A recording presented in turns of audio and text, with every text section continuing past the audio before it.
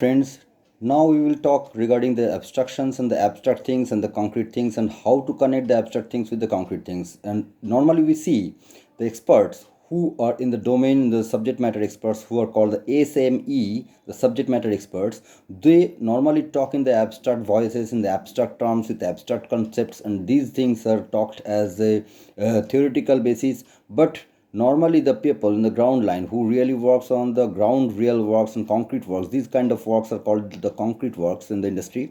These people always try to avoid the abstraction, and they almost always hate the talks in the abstract mode, and they don't like if you talk in abstract mode in theoretical basis. There's an average mindset in world and also in India.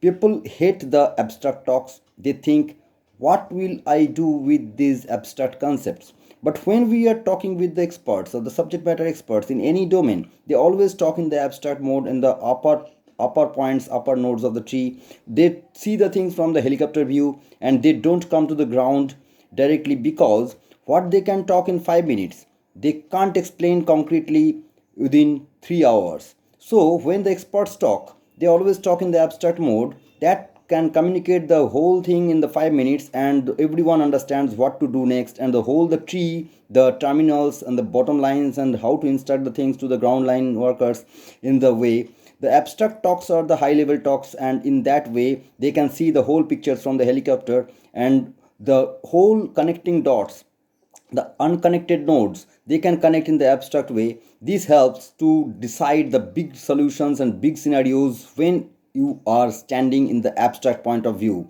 So abstraction is a very important thing for the experts, and the people who are trying to become experts or who are climbing upon the hierarchy in the expertise modes, they always try to understand some abstract modes and abstractions, and such that the concrete things have some parameters and have some characteristics.